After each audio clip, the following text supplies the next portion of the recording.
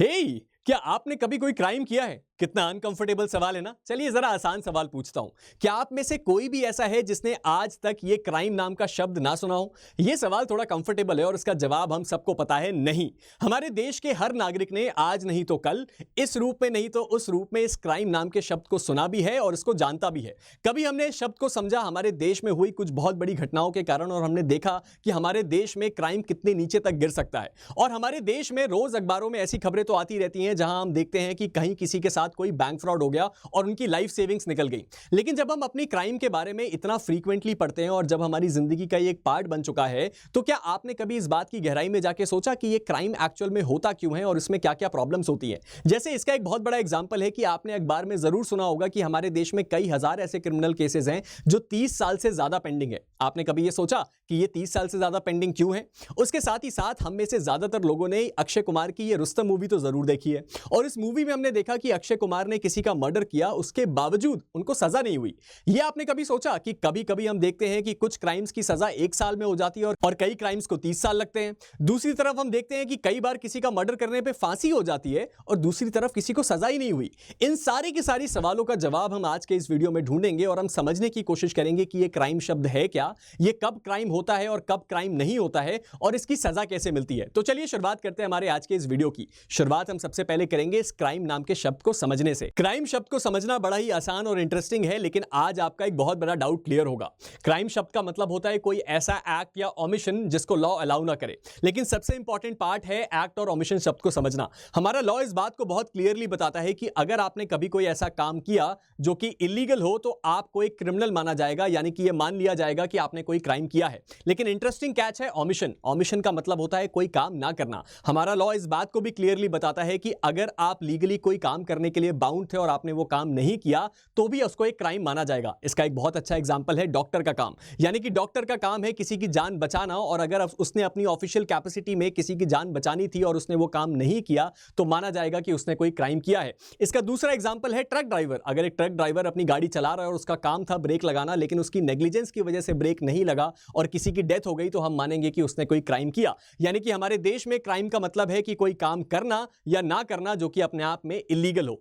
चलिए अब जल्दी से समझते हैं कि क्राइम कंप्लीट कब होता है, यानी कि क्राइम के एसेंशियल्स क्या हैं। इंडिया में क्राइम को कंप्लीट होने के लिए उसके 4 एसेंशियल्स का होना बहुत ज्यादा जरूरी है। यानी कि अगर इन चारों में से एक भी चीज मिसिंग हुई तो हमारे देश में उसको क्राइम नहीं माना जाता। चलिए जल्दी से देखते हैं ये 4 चीजें हैं क्या। सबसे पहली चीज है ह्यूमन बीइंग, यानी कि हमारे देश में क्राइम केवल इंसान ही कर सकता है। अगर कोई भी ऐसा इलीगल काम किसी जानवर या किसी और बीइंग के द्वारा हुआ तो उसको क्राइम नहीं माना जाएगा। यानी कि क्राइम में सजा इंडिया में केवल ह्यूमन बीइंग्स को हो सकती है। उसके बाद दूसरा एसेंशियल है मेंसरिया। मेंसरिया का मतलब होता है इंटेंशन। यानी कि अगर किसी इंसान का कोई इंटेंशन नहीं है काम करने का, उसके बावजूद वो उससे काम हो जाए या परिस्थिति ऐसी बन जाए कि वो काम उससे हो जाए, तो उसको एक क्राइम नहीं माना जाता। यही सेम चीज हुई थी रुस्तम मूवी में। यानी कि उनका इंटेंशन नहीं था उसको मारने का, लेकिन सेल्फ डिफेंस में उनका बॉडी का रिफ्लेक्स ऐसे काम किया कि उनसे गोली चल गई। इसके बाद तीसरी चीज आती है एक्ट या ओमिशन, जिसको हम पहले की स्लाइड में समझ चुके हैं। एक्ट का मतलब होता है कोई ऐसा काम करना जो कि इलीगल हो, और ओमिशन का मतलब होता है कोई ऐसा काम ना करना जो आपको लीगली करना चाहिए था। उसके बाद आखिरी में आती है इंजुरी। यानी कि अगर आपने ये तीनों की तीनों चीजों को फुलफिल किया, यानी कि आप एक इंसान हैं, आपका इंटेंशन था कोई गलत काम करने का,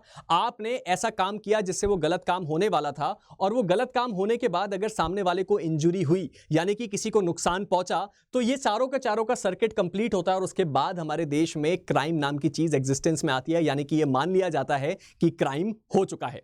चलिए अब आगे जल्दी से देखते हैं कि क्राइम होने के बाद क्या होता है और कैसे ये ट्रायल पे जाता है। जब क्राइम कंप्लीट हो जाता है तो वो कहीं इस जगह पे आता है, यानी कि प्री ट्रायल पे। सबसे पहले ट्रायल शब्द को समझते हैं। ट्रायल का मतलब होता है कोर्ट की प्रोसीडिंग, यानी कि जब मामला कोर्ट में जाता है और यह तय किया जाता है कि सामने वाला व्यक्ति दोषी है या नहीं, और उसके हिसाब से उसकी सजा को तय किया जाता है। तो प्री ट्रायल का मतलब होता है कोर्ट में आने से पहले का प्रोसेस, उसके बाद आता है कोर्ट का प्रोसेस यानी कि ट्रायल का प्रोसेस, और आखिर में आता है पोस्ट ट्रायल का प्रोसेस। अब इन तीनों चीजों को बड़ी आसानी से अगली स्लाइड में समझते हैं। प्री ट्रायल, ट्रायल और पोस्ट ट्रायल को समझने के सबसे आसान तरीका है ये चार्ट। इस चार्ट को आप देखेंगे तो आपके दिमाग में कॉन्सेप्ट क्लियर हो जाएगा कि क्राइम होने से लेकर सजा तक ये आदमी पहुंचता कैसे है। सबसे पहले होता है ऑफेंस यानी कि क्राइम, और उसके बाद उसकी इंफॉर्मेशन दी जाती है हायर अथॉरिटीज को यानी कि पुलिस को।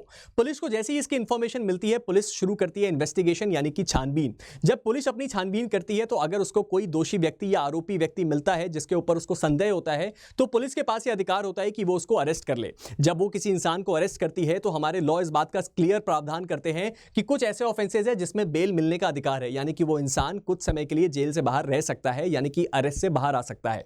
इस पूरे प्रोसेस के कंप्लाई हो जाने के बाद, यानी कि जब इन्वेस्टिगेशन कंप्लीट हो जाती है, तो उसके बाद शुरू होता है ट्रायल, यानी कि कोर्ट की प्रोसीडिंग। जब कोर्ट की प्रोसीडिंग चलती है उसमें बहुत ज्यादा समय लग सकता है और उस प्रोसेस के कंप्लीट होने के बाद आता है फाइनली जजमेंट। और जजमेंट के बाद जिस इंसान के ऊपर या जिस इंसान के खिलाफ जजमेंट आया हो उसके पास अधिकार होता है अपील का। इस वीडियो के शुरुआत में मैंने आपसे एक सवाल पूछा था कि क्या आपने कभी सोचा कि किसी केस के कंप्लीट होने में 30 साल क्यों लगते हैं? उसका जवाब है अपील। हमारा इंडियन लॉ इस तरह से डिजाइन किया गया है कि कभी भी किसी इंसान के अधिकार का हनन ना हो, यानी कि कभी भी किसी इंसान का अधिकार छीना ना जाए। और अपील एक ऐसा अधिकार है जो हर एक इंसान को मिला है, यानी कि अगर वो अपने जजमेंट से सेटिस्फाई नहीं है तो वो डिस्ट्रिक्ट कोर्ट के बाद हाई कोर्ट में और भी ज्यादा हायर बेंचेस और उसके बाद सुप्रीम कोर्ट तक जा सकता है। और इसी में कई बार इतना समय लग जाता है कि समय 20 साल से भी ज्यादा हो जाता है। तो ये था उसका जवाब जो मैंने आपसे शुरुआत में पूछा था, और ये था पूरा कॉन्सेप्ट कि हमारे देश में क्राइम होने से लेके किसी इंसान को सजा मिलती कैसे है। अब इस बात को भी देख लेते हैं कि अगर ये क्राइम हुआ है तो ये बात तय कैसे होती है कि ये प्रोसेस कैसे कंप्लाई होगा। रिसेंटली हमने न्यूज में देखा कि हमारे देश में 3 नए क्रिमिनल लॉ आए, और इन 3 नए क्रिमिनल लॉ में ही ये बात डिसाइड होती है कि एक क्राइम के होने से लेके आखिरी तक किसी इंसान को सजा कैसी दी जाएगी। सबसे पहले आता है भारतीय न्याय संहिता, जो इस बात को बताता है कि हमारे देश में कौन से काम एक अपराध होंगे और कौन से काम अपराध नहीं होंगे। उसके बाद आता है भारतीय नागरिक सुरक्षा संहिता, जो ये बात बताता है कि किसी कोर्ट में मामला कैसे चलेगा, पुलिस कैसे इन्वेस्टिगेशन करेगी, एफआईआर कौन ले सकता है, अरेस्ट कब करना है और बेल कब करना है। और जब ये मामला जाता है कोर्ट में तो भारतीय साक्ष्य अधिनियम और भारतीय नागरिक सुरक्षा संहिता दोनों मिलकर काम करते हैं, यानी कि ये हमें यह बताता है कि कोर्ट किस तरीके से इस मामले का ट्रायल चलाएगी, और भारतीय साक्ष्य अधिनियम यह बताता है कि सबूतों को कैसे लिया जाएगा और कैसे तय किया जाएगा कि कौन सही है कि कौन गलत। तो ये था हमारा वीडियो आज का क्राइम के ऊपर, एंड आई होप आपका ये कॉन्सेप्ट क्राइम का क्लियर हो गया। और अगर अभी भी आपके मन में कोई डाउट है तो आप हमें नीचे कमेंट सेक्शन में जरूर बता सकते हैं। मिलते हैं एक नए वीडियो के साथ, तब तक के लिए stay motivated and keep learning. Thank you.